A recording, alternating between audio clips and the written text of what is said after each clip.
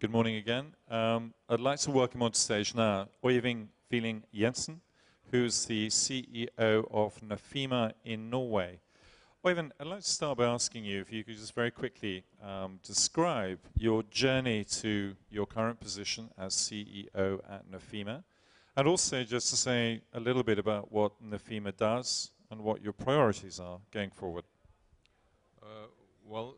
My background is in veterinary science. I have a PhD in veterinary pathology, of all things, studying why animals die, and a deep basic interest in life sciences. I moved from my PhD studies into academia with a very, very short academic career as an associate professor in veterinary pathology.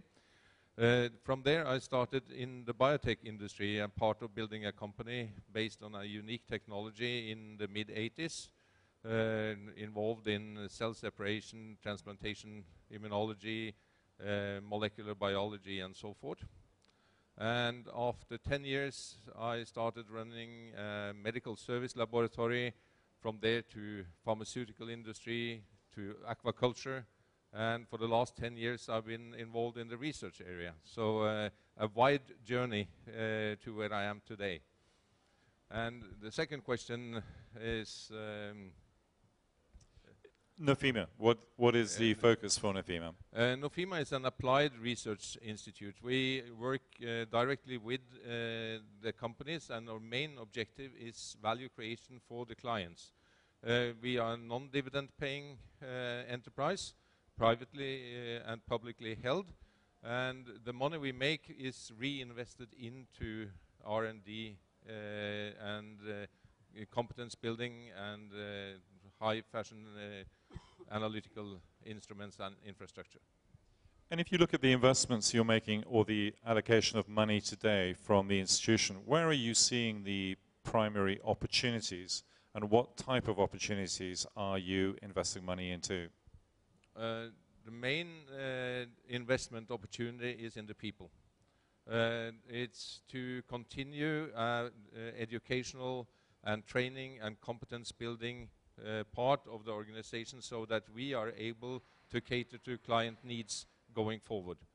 To do that, we also need funds to secure investment in top infrastructure and to maintain the buildings we have, but not over-invest in hardware.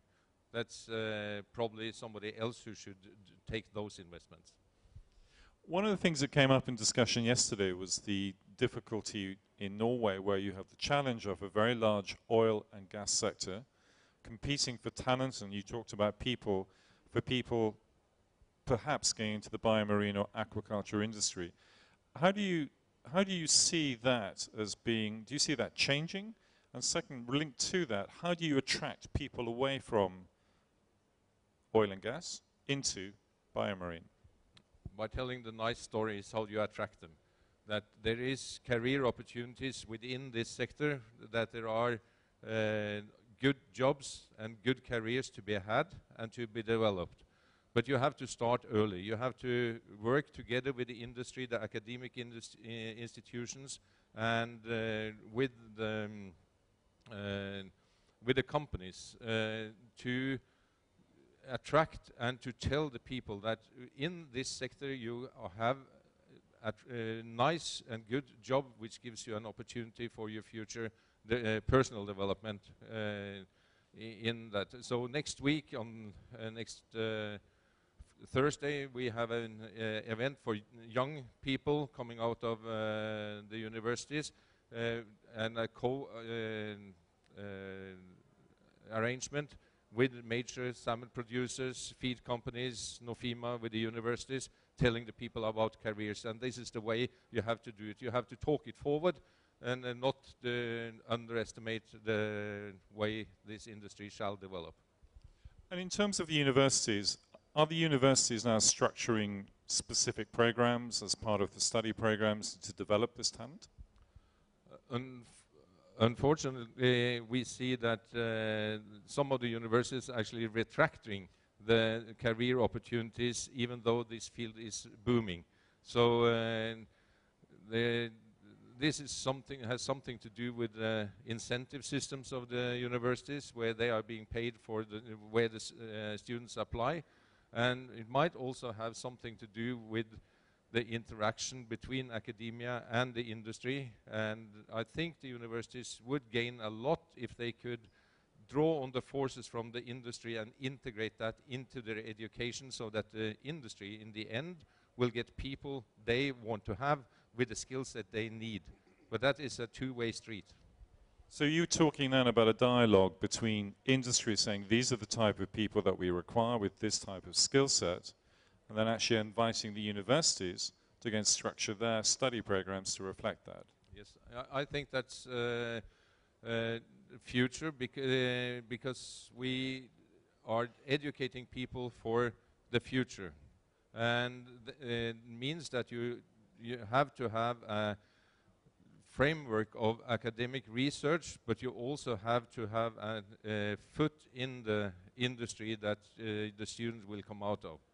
And then you have to adapt to the way people are working today, which is completely different from when I did my studies 30 years ago. I see my son multitasking, using all kind of electronic equipment, and I say, why don't you read a book? And he just says, we don't study that way anymore. So, but he's more clever than I am, so probably he's doing something right. That I doubt. Final sort of two questions would be, the first one is, you have had a long career, you have a successful career, you're now CEO at Nofima. If you were sitting in front of a group of young aspiring graduates who are all looking for their first job on leaving university, what would be your one piece of advice to those people? Follow your heart and have fun. If you go into a job where you don't think that you will have fun, you will not thrive, you will not be positive, and you will only talk your job downwards, and you will have a struggle. So if you don't go into a job with your heart, then you shouldn't do it. And if you are unhappy, change your job, because if not, the job will change you, and that's not to the better for either. Well, thank you very much indeed. I'd like to turn to the second person up on stage, who's João Azevedo, who's the CEO of Soja Portugal. João, I'd like to start by asking you the same question that I asked Oyvind. Perhaps if you could tell me a little bit about your journey to becoming CEO of your company, and also what your company does. Because when I asked you the question yesterday, I got a surprising response. Well, in first place, I'm graduated in economics. I have an MBA in marketing, and I'm working in the agribusiness for the last 18 years. I didn't start my career in Soja de Portugal, but I really started in Soja industry, working the grain and having the oil and the soy mill. At the moment, I'm the CEO of Soja de Portugal, and Soja de Portugal has two main activities that are directly linked to the sea. One, we process and valorize the fish byproducts from the fishing industry and from the canning industry, mainly in Portugal and Spain. Actually, at the moment, we are doing more in Spain than in Portugal. As you know, it is very important, the freshness of the byproducts. You have a limited capacity in terms of kilometers to make a good product. And this is one of our business units, and we work mainly with tuna, sardine, mackerel, and codfish. And at the moment, we are making mainly fish meal, between 55 and 75% of protein, and fish oil. And we have a wide portfolio of fish meals, and we are also working on fish meal of monospecies. mainly for pet food, okay? And we are exporting our final products for all Europe. The other business unit that we are running is fish feed. Okay, we are at the moment building a new facility, a new factory. We want to triple our dimension, but at the moment what we are doing is mainly fish feed for sea bream, sea bass, a little bit about trout and sturgeon also. And so despite the name, Yeah. you don't have any soya at all Yeah. in your business. At the moment, you know that we were founded in 1943 during the Second World War, and when our company was founded to work the soya bean. But, well, as I told you tomorrow, I have a friend of mine whose name is Bald. And he uses to say, when I was born, my father called me bald, and I was really bald. Then, as I grew up, I was not bald anymore, but now he is again. So he didn't change his name, and it is good that he didn't change his name. I guess you're a little bit younger than me. Yeah. I'm bald and you're not. Well, I'm running fast. You're now a CEO of your business, and you've moved very quickly into that role, and you're still very young. What are the lessons you've learned along the way that have helped you to get into the position that you now are in? Well, you must have clear what you want to achieve, because you know that it is not an easy task. I love what I do, but I don't think that you just have good things in your job. There are sometimes things that you must do that are not pleasant to do. And so I think that the first thing that someone must ask himself if he wants really to be a CEO is to look at what the CEO has to do. Well, and after that, you must have a clear vision for what you want to do, have leadership, and make things happen. And I think that having a vision, having a clear strategy, leading your team is what you need to do to lead and run a company. And you used the word vision. If you could take the crystal ball that sits beside your bed at night and you could look forward 10 years specifically for your business, how do you think your business will look in 10 years' time? Well, 10 years is a lot of time, but we have some big challenges in our company, and I hope that we can face these challenges and that we can meet our goals. And just to talk about for example, our business unit regarding the processing and valorization of byproducts, you know that the fish byproducts are a limited resource by definition. And so the business is to take more value from the fish byproducts.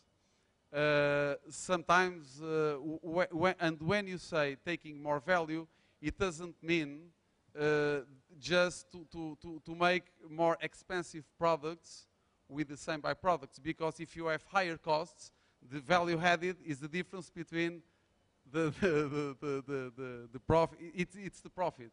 It's not if you are selling a very high price final product. But we must move fast, because you must add value, because if you can add more value to the byproducts, you will be more competitive to the canning and to the fishery industry. And the people that will have the raw material will be the people that will lead this sector. And so we must and regarding fish feed, we want to enter in new species, and in order to enter in new species and develop new products, you need the correct partners, and you need the correct core competencies, and we hope that we get it. And even if you want to move in the same species to another country with probably some different natural conditions, you must adapt your products. And so, at least, I would say that regarding the fish byproducts, we should be not just in the feed products, but probably in higher value-added products. And regarding fish feed, we want to triple our dimension, other countries and other species.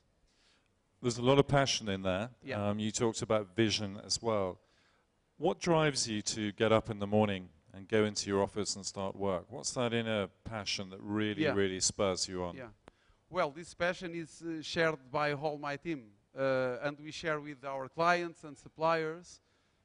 We have a vision that we really believe that we can achieve. And I think that there is no other way to have a happy life. You must believe what, and if you believe, you must do what you want to do. And when you wake up in the morning, you just need to do what you think that you have to do. That's it. João, thank you very much indeed. Thank you very much. Thank you. James. James is CEO of Sapphire Energy. I wonder if it's the same question as to Oyvind and to João. If you could maybe start by just introducing yourself, describing your journey to becoming CEO, and also what Sapphire Energy does. Sure, thanks for the question. I joined Sapphire earlier this year, and prior to that was in what I would call the industrial biotechnology industry. My previous company was a platform technology company that produced industrial enzymes. And within that area, we focused on agricultural industries. We focused on the feeding of monogastric animals, chickens and pigs. We focused on the corn ethanol industry, the detergent industry, etc. And it was really about taking a technology that we had developed over time and applying it to a number of different industry segments. And in joining Sapphire Energy, it's really about leading the same process. It's about saying, using industrial techniques with a biotechnology platform, what industries can we solve problems for? And Sapphire, which has been around for 7 years, has invested in 2 core technologies. One is the ability to grow microalgae and create biomass using open pond systems. We have our headquarters in San Diego, and we have 100 acres of ponds in New Mexico, in the southwest of the US, where we're able to cultivate algae for extended periods of times. We have ponds that have been productive and producing biomass for over 2 years at this stage, in order to produce biomass at very low cost. In the past, we've also focused on then converting that biomass into a crude-like substance that can actually be refined in a traditional oil refinery into various petroleum products, obviously sourced instead from algae rather than fossil fuels. But I look at those as 2 different technologies. And so in coming here, we look at our algae technology, and if anything for us, because we are a microalgae company, but looking at outdoor cultivation, we feel that we can hit a cost point where we can consider not only high-value products, but also what I would consider mid-value products, like the production of protein from algae, in order to complement the existing sources of protein for various animal feeds today. Part of that journey that you just described was coming from the East Coast to the rather nicer environments in San Diego. It's a beautiful city. And when we were talking yesterday, you said that you started off, first of all, working in Goldman Sachs on Wall Street. How has that transition been for you, coming from a banking environment and coming into commercial companies? Well, I think it comes down to some of the answers that you heard earlier about doing what you love. I think that if you are going to be successful, it is about doing what you love. For me, as an MBA as well, I love the idea of creating business solutions for other customers. And that really is what we look to do in my previous lives. It's what we're doing today at Sapphire.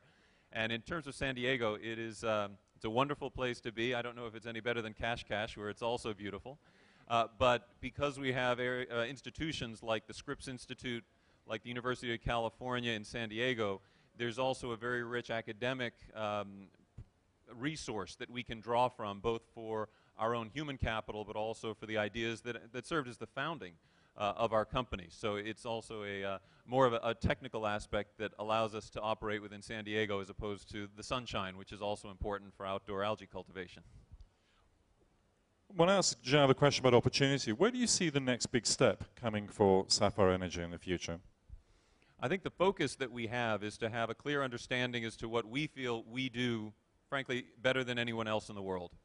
And this is what a technology company needs to first understand about itself, honestly, and then think about what problems do we solve using our core resources. And in looking at that, I think that the broader biomarine industry is a very attractive place where, again, our technology can solve challenges the industry may have. I don't see us as a replacement for any part of the current value chain, but I see us as being able to add to the value chain to bring additional traits to a feed ration that may be able to accelerate the growth within a species or that may be able to provide other benefits. It's also in bringing a sustainable source of protein to add to many other sustainable sources of protein that may exist. But given the demand for protein that will likely increase over the coming years, we'll be looking for all potential avenues to feed that demand. And to what extent are you expanding and growing your business internationally? For us, I think international focus is critical. Historically, we had been focused more on fuels than on the feed sector, and certainly within the U.S., fuels are viewed as less of a scarce problem than I think protein is. But internationally, we see opportunities. For example, in Asia, we have a partnership with Sinopec in China around a fuels solution. But I think there are many other geographies where protein is seen to be in short supply and increasingly in short supply in the future. So I think for us, our commercial rollouts are more likely to be international than in the U.S. in the near term. And passion is obviously something that's coming through very strongly from all three of you. What drives you? What gets you out of bed in the morning? I think the world has some very big problems. I think that we have some solutions, and I think that there's good business to be made from that. It really is that simple. And to your earlier question as well, not every CEO is appropriate for every company. And I think finding that match and understanding what it is that an individual does well, what it is that a company needs in order to be successful as a business, is a critical matchup that we need to find. And I think we have companies at various stages of maturity here, mine being probably the earliest stage on this panel. And I think there it's about creating opportunity where there really isn't a clear roadmap at this stage for us, and that's the process that I look to lead. And if you were sitting in front of an audience now of potential young graduates looking for their first role, what would be your message to attract them into the biomarine industry?